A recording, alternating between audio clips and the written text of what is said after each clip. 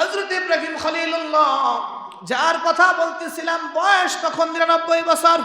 কত বছর? 99 বছর। একটা ছেলে সন্তান মেয়ে সন্তান কোনো কিছুর বাবা হয় নাই। আল্লাহ পাক রব্বুল আলামিনের কাছে দোয়া করতেছে, রব্বি হাবলি মিনাস সালিহিন।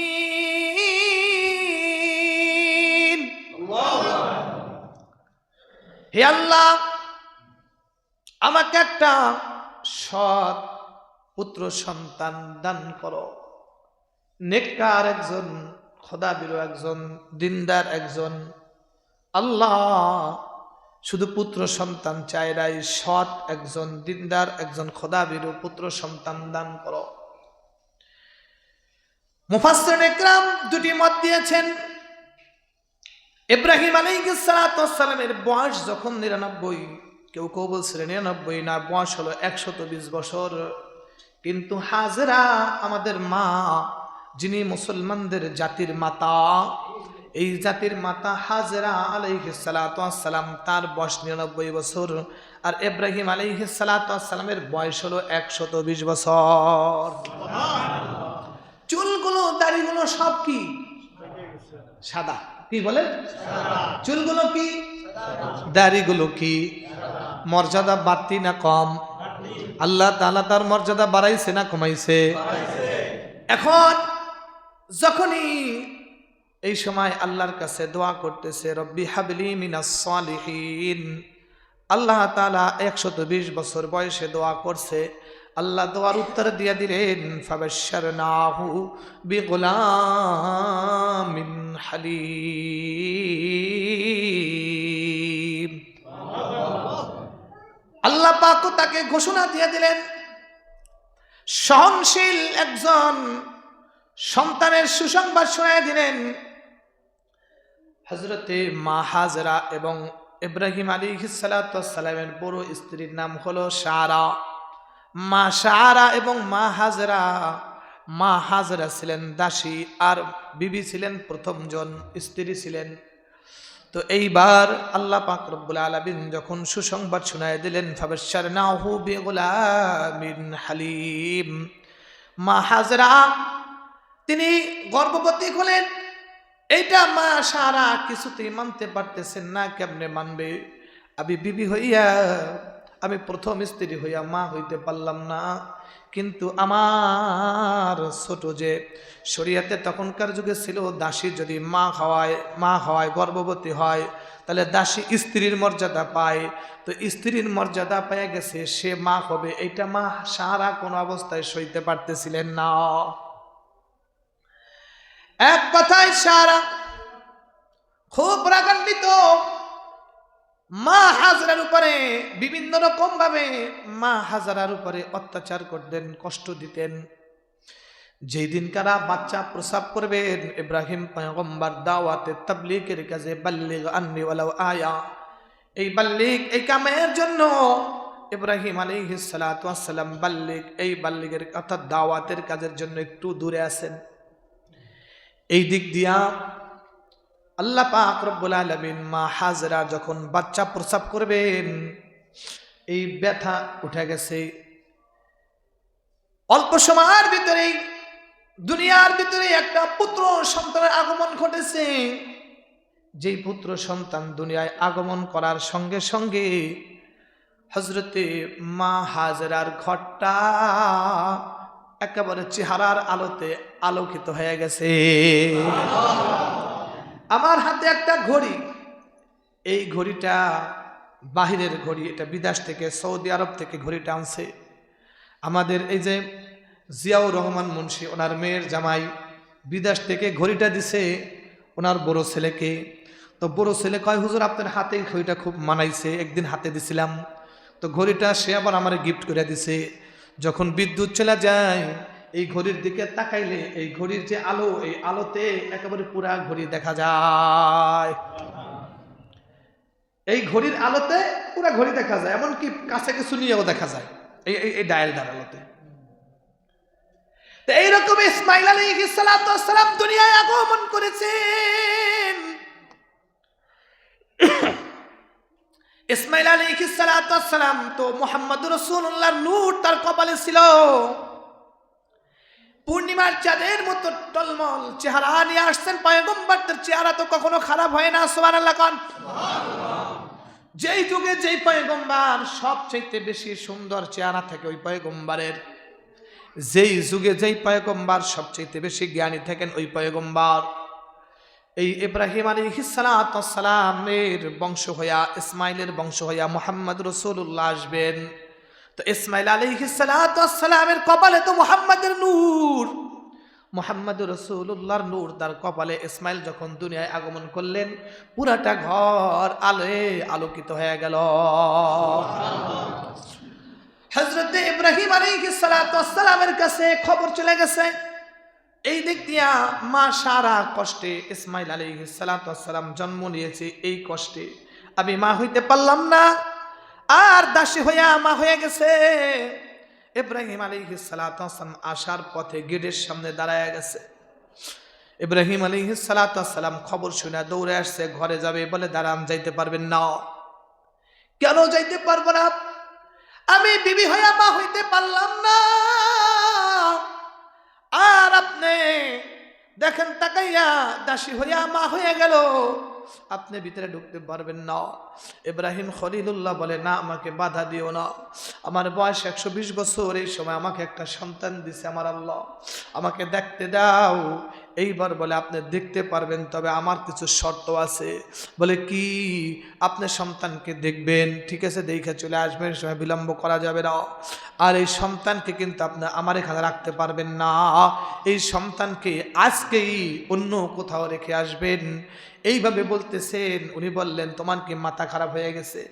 আজকে মাত্র সন্তানটা ভূমিষ্ঠ হয়েছে, তার মা এখনো পর্যন্ত রক্তক্ষরণ হচ্ছে, এইভাবে রক্তক্ষরণ হবে, এই অবস্থায় মাত্র কাঁচা, এখন কিভাবে এদেরকে দূরে পাঠায়া দেয়? না না না, নাসরবান্দি কত অবস্থায় গেট খোলে না, কোনো অবস্থায় ঘরে ঢুকতে দেয় না। এই সময় জিবরাইল আমিন আইসা বলেন, ইব্রাহিম খলিলুল্লাহ, আপনি আপনার প্রথম বিবি সারা যে কথা বলছে এটাকে আপনি মেনে নেন। সুবহানাল্লাহ। আচ্ছা ঠিক আছে, তোমার কথা আমি মেনে নিলাম। ভিতরে গেছে, যে দেখে মা হাজরার কোলে শিশু ইসমাইল, দৌড় দিয়া গিয়া আমার কোলে দাও। কোলে দিছে, 120 বছর বয়সে, চুল দাড়ি সব কি এই অবস্থায় সন্তান হয়েছে। এখন বলেন খুশি নাকি খুশি না? কেমন খুশি? যেই খুশির সীমা নাই, আসেনি? আছে। আমার কথা দিয়ে আমি আপনাকে বুঝাই। আমার বড় ছেলে আব্দুর রহমান যখন দুনিয়ায় আগমন করছে, আমি ছয় বক্তব্য পড়াইতেছি শুক্রবার সকালবেলা। অনেক মানুষ এলাকার জানে আমার সন্তান হবে, আল্লাহর কাছে দোয়া করতেছিলাম, রব্বি হাবলি মিনাস সালিহিন, ইব্রাহিম পয়গম্বরের দোয়া। আল্লাহ তুমি ছেলে দিলেও খুশি, মেয়ে দিলেও খুশি, তবে আমার ইচ্ছা প্রথম যেন একটা ছেলে সন্তান হয়, আর ছেলে সন্তান যদি হয় নাম রাখবো তোমার পছন্দের নাম আব্দুল্লাহ, এরপরে হলে আব্দুর রহমান।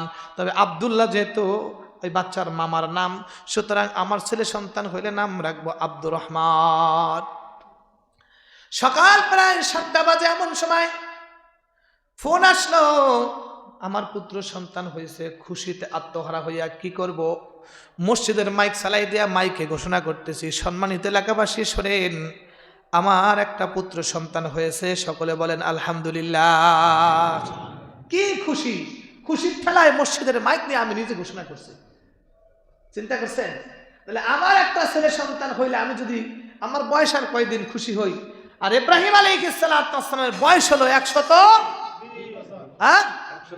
চুলদারি কি, এই অবস্থায় যদি একটা সন্তান হয় কেমন খুশি, কেমন খুশি! ইব্রাহিম আলাইহিস সালাম খুশিতে পাগল পারা হয়ে গেছে, দৌড়ে আসছে। ইব্রাহিম আলাইহিস সালাম আয়েশা সন্তানকে কোলে নিয়ে চুমা খায়, সন্তান দলতেছে যেন পূর্ণিমার চাঁদ, ইব্রাহিম আলাইহিস সালামের কোলে দলতেছে।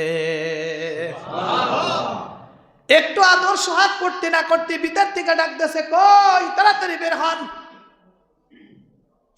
কি গেছে? প্রথম স্ত্রী ডাকতেছে, তাড়াতাড়ি বের হন। অমনে তাড়াতাড়ি করে সন্তানটাকে কোলে দিয়া বের হবে। জিবরাইল আমিন হাজির। সুবহানাল্লাহ। আপনাকে যে সন্তান আল্লাহ তাআলা দিয়েছেন, এই সন্তানের নামকরণ করে নির্দেশ দিয়েছেন আমার আল্লাহ। আল্লাহ পাক রব্বুল আলামিন আপনার সন্তানের নাম পছন্দ করে দিয়েছেন। ও জিবরাইল, কি নাম পছন্দ করে দিলেন? বলে, তোমার সন্তানের নাম আমার আল্লাহ দিয়েছে ইসমাঈল। ইসমাঈল নাম আল্লাহ রেখে দিয়েছেন।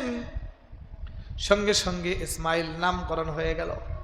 বিবি কয়, তাড়াতাড়ি করে সন্তান এখান থেকে অন্য জায়গা নিয়ে আসেন। বিবিরে বুঝাইয়া বলল, আমি নিয়ে রাইখা আসবো অন্য জায়গা, একটু সময় দাও আমাকে, অল্প সময় দাও। মুফাসসিরিন ইকরাম বলেন 3 দিন অতিবাহিত হয়ে গেছে। কেউ কেউ বলেন 3 দিন না, 7 দিন অতিবাহিত হয়ে গেছে। এমন সময় মা সারা বলতেছে, কই আপনি রাখেন না কেন, তাড়াতাড়ি রাইখা আসেন। এমন সময় আল্লাহ পাক রব্বুল আলামিন জিবরাইল আমিনকে পাঠায় নির্দেশ দিলেন, বন্ধু হে, আমি আল্লাহ তাআলারও এটাই ইচ্ছা, আপনি সন্তানকে রেখে আসেন। 2টি উট নিয়ে আসলো।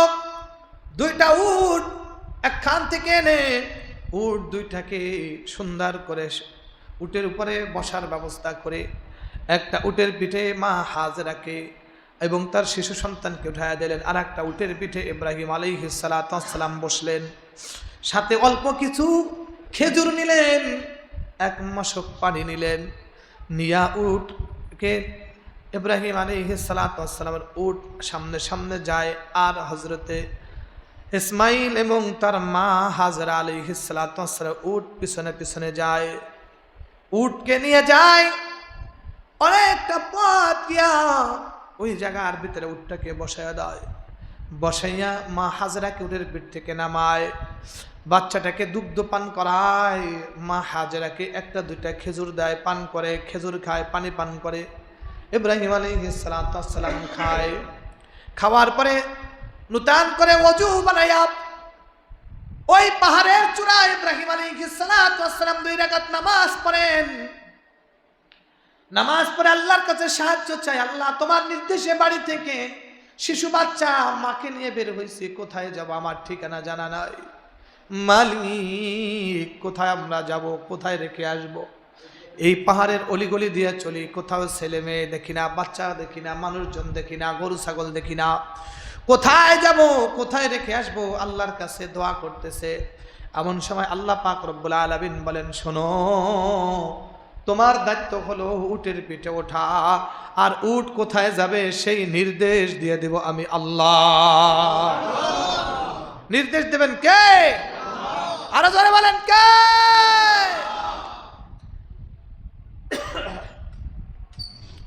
ইব্রাহিম আলাইহিস সালাতু ওয়াস সালাম উটের পিঠে উঠে বসলেন। মা হাজরাকে উঠাইয়া বসাইলেন। উট যাইতেছে, পাহাড়ের এই চূড়া দিয়া যায়, ওই দিক দিয়া যায়, ওই দিকে যায়, এদিকে যায়, ওদিকে যায়, যেদিকে যায়। ইব্রাহিম আলাইহিস সালাতু ওয়াস সালাম উটকে কোনো কিছু বলে না। সুবহানাল্লাহ কোন? যে দিক দিয়া খুশি উট যায়, উটকে কোন রকম নির্দেশনা দেয় না। কি করে না?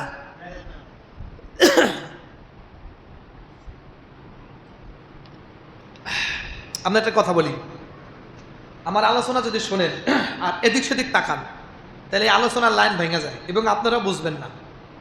ফ্যান ছাড়তেছে শাহরুখ, সবাই তাকান লাগবে। এই জন্য এগুলো হলো অমনোযোগীর সাথে শোনা, বুঝবেন না এগুলো আলোচনা পরে।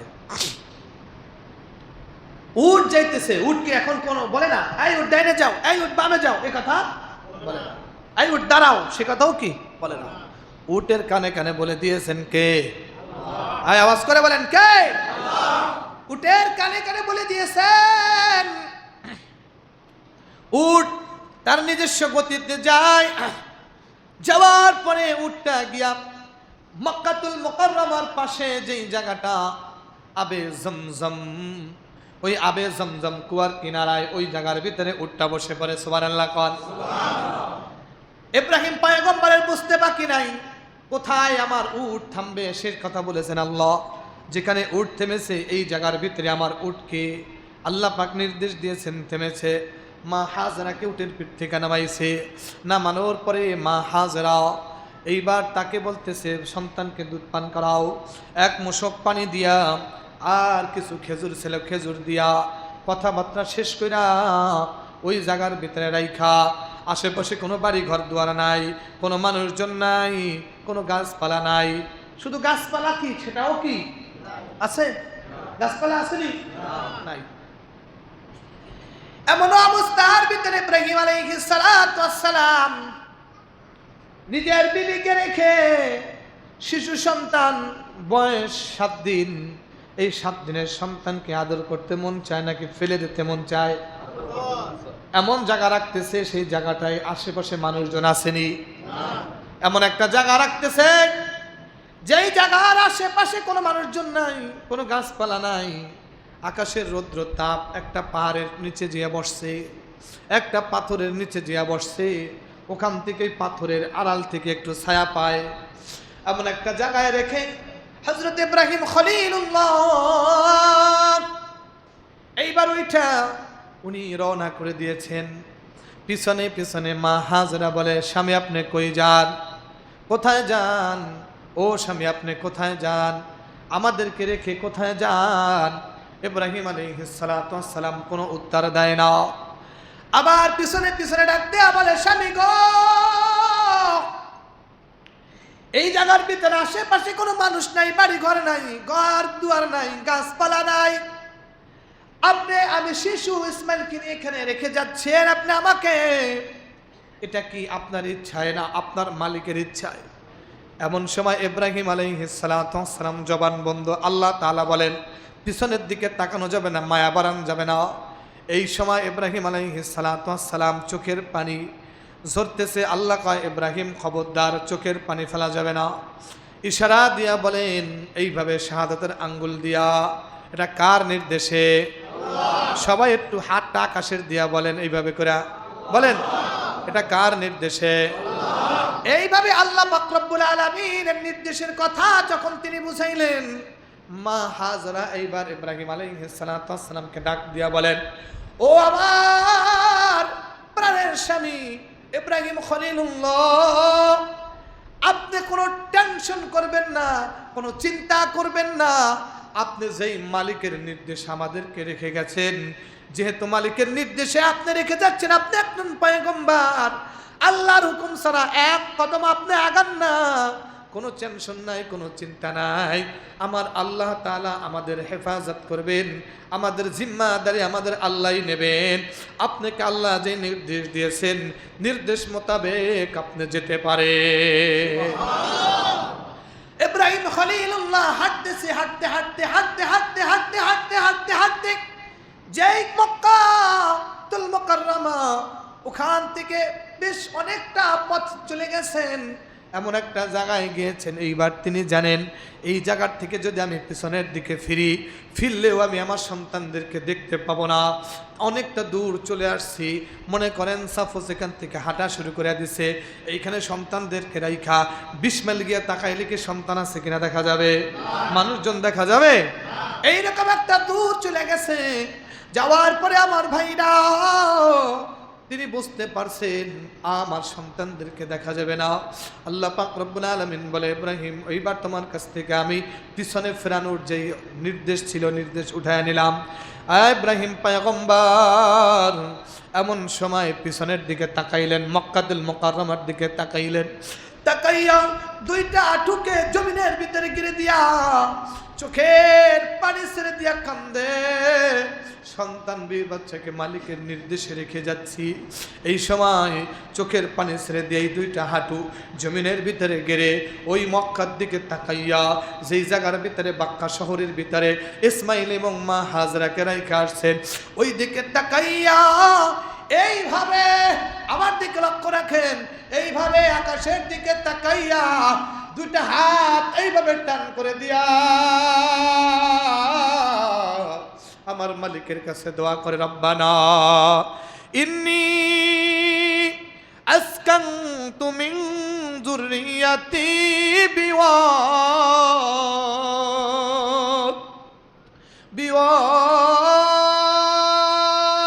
আল্লাহু আকবার বিওয়াদিন গায়রি যী যারইন عند بيتك المحرم ربنا ليقيموا الصلاة فاجعل أفئدة من الناس تهوي إليهم وارزقهم من الثمرات لعلهم يشكرون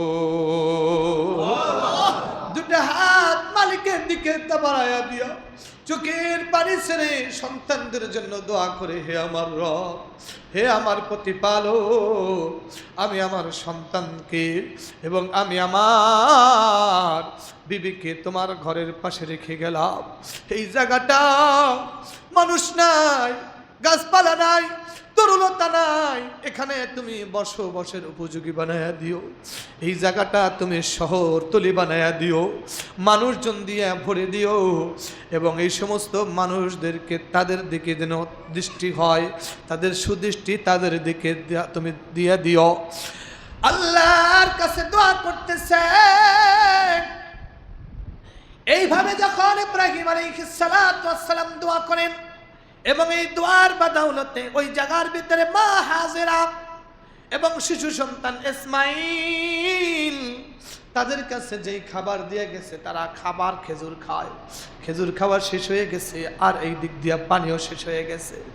ইসমাইল এখন এমন একটা পর্যায়ে গেছে, ইসমাইল এখন আর বুকের দুগ্ধ পায় না, খাবার নাই, পানি নাই, খাবার নাই, পানি নাই। মা হাজরা কিছু খাইতে পারে না, পান করতে পারে না। শিশু ইসমাইলকে দুধ পান করবে, স্থানে এক ফোঁটা দুধ পর্যন্ত নাই। শিশু ইসমাইল কান্দে, কান্নাকাটি করে কোথার থেকে খাবার দেবে। মা চিন্তা করলে একটু পানি খাওয়ানো যায় কিনা, একটু পানি খাওয়ানো যায় কিনা। এই জন্য পানির সন্ধানে তিনি পাহাড়ের চূড়ায় দাঁড়াইলেন। এদিকে সেদিকে তাকাইয়া দেখে ওই যে সাফওয়া একটা পাহাড় দেখা যায়। ওই পাহাড়টায় মনে হয় পানির ঝর্ণা এরকম প্রবাহিত হচ্ছে। আসলে পানি নয়, ওইটা হলো সূর্যের তাপ লাগার কারণে পাথরগুলো ঝিলমিল ঝিলমিল করতেছে, মনে হচ্ছে পানি মনে হয় ঝিলমিল করতেছে। মা হাজরা সাফা পাহাড়ে চলে গেল, শিশু ইসমাইলকে রাইখা সাফা পাহাড়ে যায়, সূর্যের কিরণ করে ঝিলমিল করে। এইবার সাফা পাহাড় থেকে তাকায় দেখে মারওয়া পাথর, ওই মারওয়া পাহাড় ওই জায়গার ভিতরে ঝিলমিল করে, মনে করছে তাহলে ওই পাহাড়টা মনে হয় ঝর্ণা, ওইটার থেকে নহর প্রবাহিত হইতেছে। তো সাফার থেকে একবার মারওয়ায় যায়, মারওয়ায় যায় দেখে না না না, এখানে কিনা পানি নাই। হযরতে মা হাজরা ইন্নাস সাফা ওয়াল মারওয়াতা মিন শাআইরিল্লাহ, কুরআন শরীফে আছে সাফা এবং মারওয়া পাহাড়ের কথা উল্লেখ করে দিয়েছেন। এই দুটা পাহাড়, একবার সাফা একবার মারওয়া পাহাড়, মা হাজরা অতিক্রম করে। কিন্তু যেই জায়গার ভিতরে ইসমাইলকে রাইখা গেছে, সাফা আর মারওয়া পাহাড়ে যাইতে সময় একটা জায়গা আছে, মানে ইসমাইলের দিকে তাকায়া তাকায়া হাঁটে, না জানি কোনো হিংস্র প্রাণী যদি দৌড়ে এসে ইসমাইলের উপর আক্রমণ করে, এই জন্য ইসমাইলের দিকে তাকায় আর যায়। একটা জায়গায় ইসমাইলকে দেখা যায় না, একটু নিচু জায়গা দিয়ে যাইতে হয়। ওই জায়গায় মা হাজারা একটা ছোট্ট করে একটা দৌড় দেয়। একটা দৌড় দিয়ে যখন গেছে, ওইটা আল্লাহর কাছে বড় পছন্দ হয়েছে। আল্লাহ কয় লাইক করে দিলাম, এটা আমার পছন্দের একটা দৌড় হয়েছে, সুবহানাল্লাহ জোরে হবে। এরকম সাফা এবং মারওয়া এই পাহাড়টা একবার নয়, দুইবার নয়, কয়বার অতিক্রম করতে হয়? ওই যে আমার ভাই হজ করতে গেছে, 7 বার সাফা এবং মারওয়া দৌড়াইতে হয়, সাফা এবং মারওয়ায় 7 বার অতিক্রম করতে হয়। আর ঠিক মা হাজরাও সাফা এবং মারওয়ায় 7 বার দৌড়াইছে পানির জন্য, কিন্তু কোনো পানির সন্ধান পায় নাই। ওই জায়গার ভিতরে দৌড়াইছে, হাজিদের সুবিধার্থে ওই জায়গার ভিতরে লাইট জ্বালাইয়া দিয়েছে। এই বাতি থেকে ওই বাতি পর্যন্ত সাফা মারওয়া যখন তোমরা সাই করবা, তখন দৌড় দিবা এই জায়গাটার ভিতরে। যদি তুমি বৃদ্ধ হও, শরীরে শক্তি নাই, হাইটে যাওয়া যাবে না, তুমি হাঁটতেছো, কিন্তু দৌড়ের একটা পজিশন তোমার রাখতে হবে। দৌড়ের কি পজিশন রাখতে হবে, কারণ আল্লাহর পছন্দ। আল্লাহ পায় মা হাজরার দৌড়টা আমার কাছে পছন্দ। কিয়ামত পর্যন্ত যত হাজিরা হজ করতে আসবে, সাফা এবং মারওয়া সাই করতে হবে 7 বার, এবং এখানে দৌড় দিতে হবে 7 বার। আমি আল্লাহ তাআলা ওয়াজিব করে দিলাম। দেখছেন নি কি পছন্দ? পানি নাই, কি নাই? পানি নাই। এমন সময় ইব্রাহিম আলাইহিস সালাম ইসমাইল আলাইহিস সালামের দিকে তাকায়া দেখে একটা মানুষ দাঁড়ানো। আল্লাহু আকবার বলেন। এই কথাটা বলে আজকে শেষ করব, আগামী জুমায় বাকিটা বলবো। ইসমাইল আলাইহিস সালাম তিনি কান্না করতেছিলেন, তো কান্না করার সময় পায়ের এরকম গোড়ালি দিয়ে জমিনে আঘাত করছেন। জিবরাইল আমিন আয়েশা পাশে দাঁড়ায় গেছেন। হ্যাঁ, অর্থাৎ যখন ইসমাইল আলাইহিস সালাম তিনি কান্না করতেছেন পানির অভাবে, মা পানির জন্য খোঁজ করতেছেন, কিন্তু কোনো রকম কোনো পানির ব্যবস্থা হয় নাই। এমন সময় মা হাজরা একেবারে নিরাশ হয়ে ফিরে আসতেছেন। এমন সময় তাকায়া দেখে ইসমাইলের কান্না বন্ধ, আর কে যেন দাঁড়ায় আছে পাশে। আল্লাহু আকবার বলেন। এইভাবে পায়ের গোড়ালি দিয়ে আঘাত করার সঙ্গে সঙ্গে পানির একটা ফোয়ারা চালু হয়ে গেছে। সর্বপ্রথম পানির ফোয়ারার থেকে যে পানি বের হয়েছে, সর্বপ্রথম পানির ফোয়ারা থেকে বের হইয়া পানি ছিটকে এসে ইসমাইল কান্না করতেছে, আর তার মুখের ভিতরে এসে পানি পড়ছে। ইসমাইল পানি পাইয়া পানি পান করতেছে, কান্না বন্ধ হয়ে গেছে। যারা সুবহানাল্লাহ আজকে কোন নাই, আজকে তো শ্রমিক দিবস, বিকালে মিটিং মিছিল করে সন্ধ্যার পরে কয়েন সুবহানাল্লাহ। পানি সর্বপ্রথম ডাব কাটেন না, ডাব কচি হইলে কোপ দিলে এই পানি কি থাকে? সিটকা যে আছে বেটা কাটে আর যে বেটা কেনে, দুইজনের শাড়ির ভিতরে যে লাগে। কথা কন ঠিক কিনা? এইভাবে প্রথম পানিটা সিটকে এসে ইসমাইলের মুখে লাগছে। দৌড়ে গেছে হাজরা, হায় হায় পানি! এই পানিটা এমন সুন্দর, ক্লিন, একেবারে সুন্দর একটা পানি। পানি তুলতেছে ইসমাইল, খাওয়াইতেছে, মা হাজরা পান করতেছে। এই পানির বৈশিষ্ট্য হলো তিনটা। কয়টা? তিনটা। এক নম্বরে ক্ষুধা নিবারণ হয়। সুবহানাল্লাহ কোন। এই পানি যারা কেউ পান করে, এই পানির ভিতরে আল্লাহ পাক রব্বুল আলামিন এত সুন্দর ব্যবস্থা রেখেছেন। এই পানি পান করলে এক নম্বরে ক্ষুধা নিবারণ হয়, দুই নম্বর পিপাসা নিবারণ হয়। সুবহানাল্লাহ কোন। এবং এই বরকতি পানি যদি কেউ কোনো নিয়াত কইরা দোয়া কইরা এই পানি পান করে, ওই দোয়াও আমার আল্লাহ কবুল করে না। এই পানির ফোয়ারা জারি হয়ে গেছে, পানি পড়তেছে, এমন ভাবে পানি উঠতেছে, পানি আর পানি, পানি আর পানি। মা হাজেরা এই পানিকে আটকানোর জন্য পাথর দিয়ে এরকম বাঁধ দিতেছে। কি দিয়া? পাথর দিয়া বাঁধ দিতেছে। পানি উঠতেছে, পানি উঠতেছে, মা হাজরা বান্ধায়। মুফাসসিরিনে কিরাম বলেন, মা হাজরা যদি পানিকে বান্না দিয়ে আটকাইতো, ওইভাবে পানি উঠতে থাকতো, তামাম পৃথিবী পানির নিচে ডুবে যাইত। যখন পানি উঠতেছে, জিবরাইল আমিন বলতেছে জামজাম, এই পানি জমে যাও, পানি স্থির হয়ে যাও। এই সঙ্গে সঙ্গে পানি স্থির হয়ে গেছে। আল্লাহ কয় এটা এমন একটা বরকতি পানির ফুহারা জারি করে দিলাম। ইসমাইল তো খাইব, ইসমাইলের মা খাইব। এখানে ইসমাইলের বাবা দোয়া করে গেছে, মানুষ বসবাসের উপযোগী হবে, তারা খাবে, পশু পাখিরে খাওয়াবে। সামনে আসতেছে আলোচনা, কিয়ামত পর্যন্ত তামাম পৃথিবীর মিল্লাত আবিকুম ইব্রাহিম, ইব্রাহিমের সন্তান যারা হবে, ইব্রাহিমের সন্তানরা খাবে, তবু এই পানি শেষ হবে না। ওয়া আখির দাওয়ানা আলহামদুলিল্লাহি রাব্বিল আলামিন।